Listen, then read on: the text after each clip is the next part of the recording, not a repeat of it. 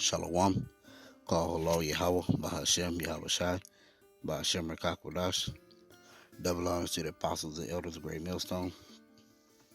Uh, I'm doing this video because I saw Elder Apostle Tahar's video on this new series he started called One Punch Knockout, where you take one scripture and you don't have to get too many, you don't have to get any precepts with it. It's just going to be literally that one scripture that just knocks it out the park, and that just knocks them out. That proves that point. It's no need to get several different precepts to prove that particular point. So I want to just do mine on the topic of, or this video on the topic of unclean foods. So, many in the world, or even the Christian church, believe you can eat whatever it is you want to eat, especially in the church. And they just advise just pray over it. Now in the scriptures, he especially in Leviticus the 11th chapter, he literally gives us the guidelines for what's clean and what's unclean for us to eat. So really, what's considered food and what's not considered food. And one of the biggest things that people have a problem with is pork and seafood. So just read off the list here. Pork, bacon, ham, unclean.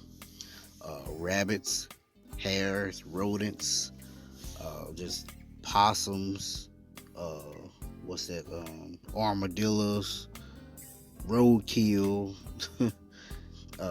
ducks, web-footed birds and their eggs, birds of prey such as eagles, hawks, crows, all shellfish and fish without both scales and fins.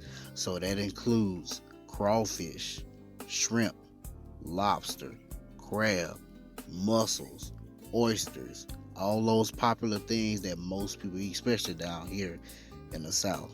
That's a huge thing down here.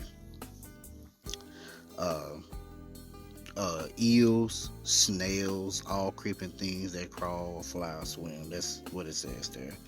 So, like I said, eels, snails, turtles, frogs, all that stuff is unclean. Like a possum, all that is unclean. Alligator, because that's another big one down here, is gator.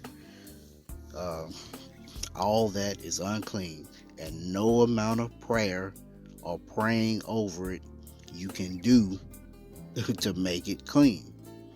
The Most High deemed it as unclean is unclean, and meaning that now all things that He made are good for their purpose.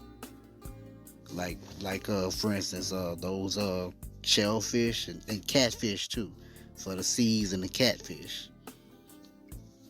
But for all those things of like the shellfish or the catfish, they're good because they clean the waters. They keep the waters clean. That's why these lakes and rivers and the ocean things, they're so dirty, because we're literally eating the things that's supposed to clean it, and not allowing them to do what their purpose is. And the killer part about it is there are so many more clean things we can eat than unclean, but they refuse to do it.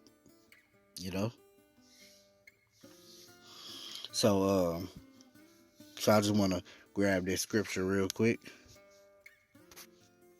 This is Job 14:4. Who can bring a clean thing out of an unclean? Not one. Like I said, no matter how much praying that you do over something that's unclean, it'll never be clean to eat. Like I said, it's good for its purpose, but it's not good for you to eat. Because that's another thing. They take the scripture where it says all things that He made were good, meaning that's good for you to eat. No, it's good for its purpose. not good for you to eat. So I'm going to read it again. Who can bring a clean thing out of an unclean? Not one. Once again, no matter how much praying you do over it, no matter how much cleaning you do, you can wash it in soap, water. You can bleach it. If you still want to eat it, you put it in bleach.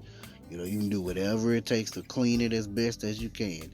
It is still unclean for you to eat. So, one punch, knockout. Shalom.